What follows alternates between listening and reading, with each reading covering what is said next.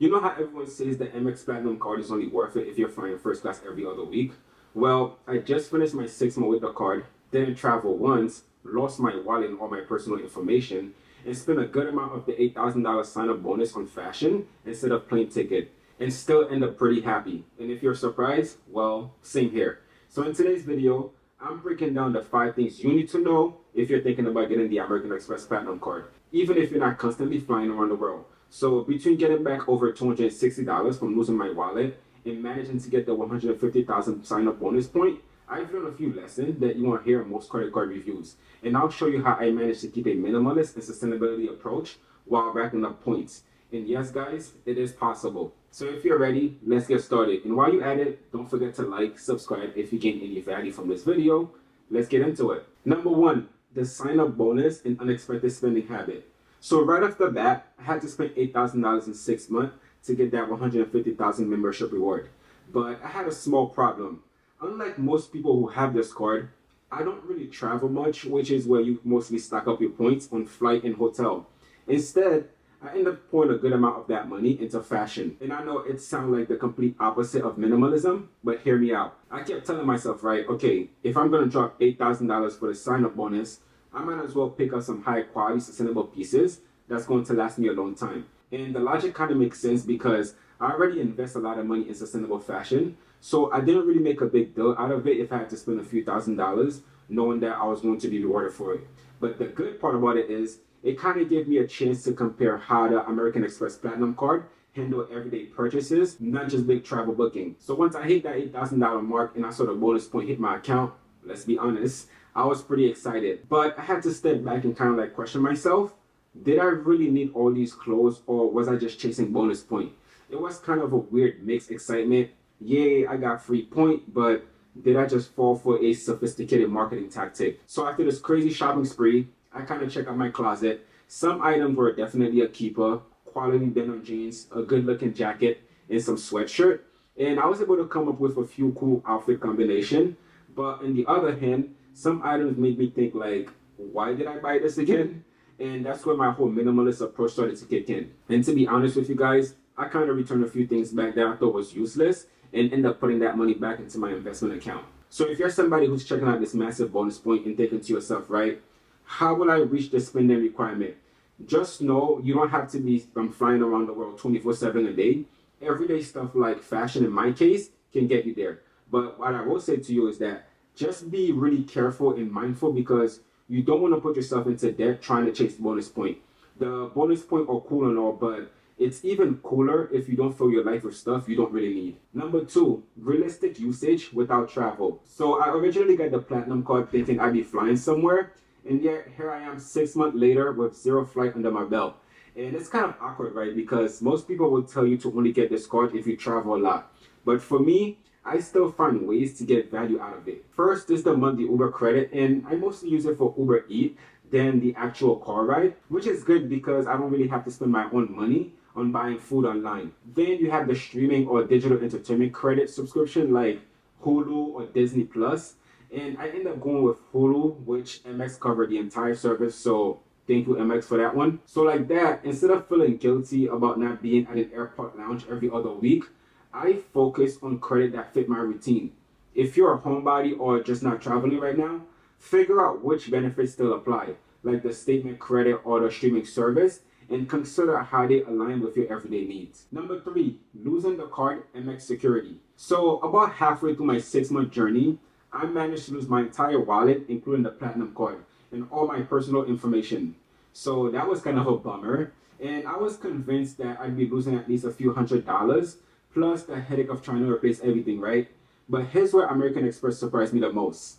Their customer service and security protocol basically fixed everything. And that's not even the cool part. It's when I told them that I had used my Amex Platinum card to purchase my wallet, which was around $260, they immediately had me file a purchase protection case. And if I was able to provide them with the correct document, I would be able to get a full refund for the wallet. So the process took about 2 to 3 days after I had sent them a receipt of the wallet I had purchased. And as promised, they gave me a full refund for the $260. And the thing is, check this out, right? If you're paying a large annual fee for a card, this is one area it really shows its worth. You're not just paying for reward, you're also paying for an added layer of security and top-notch customer support.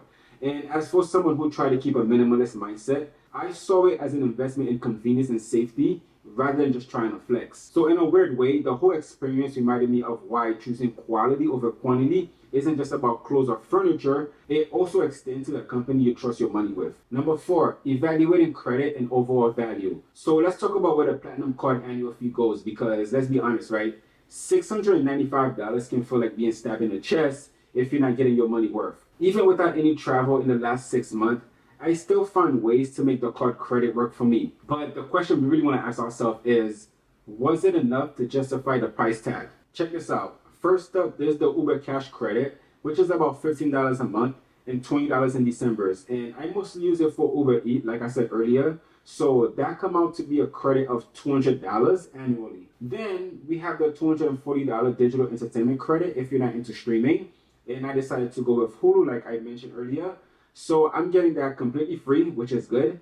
Then we also have a $100 SAC Fifth credit that I use. It's where you get $50 semi-annually so you can spend on SAC Fifth.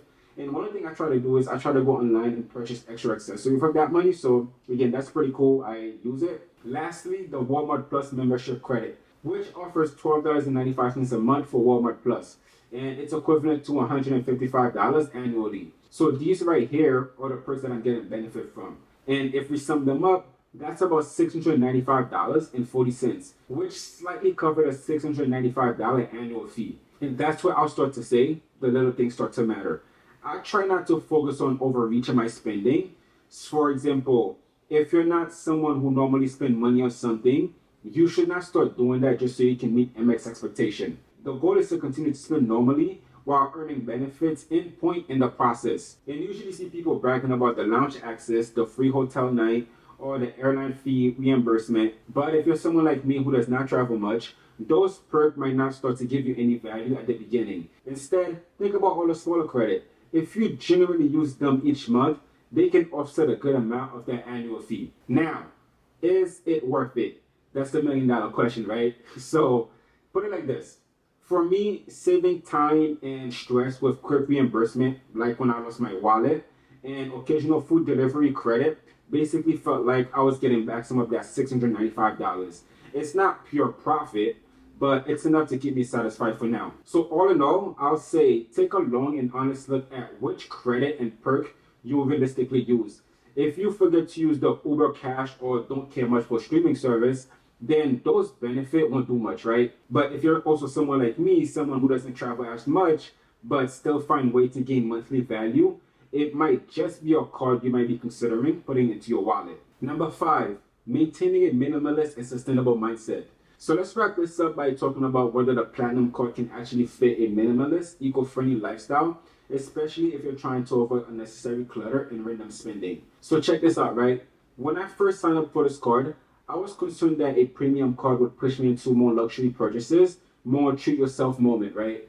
But it ended up making me more intentional instead. And one thing I noticed is that the card higher annual fee made me ask myself, am I really getting value from this card or am I paying for a status? Suddenly, I wasn't just spending money on cheap clothes.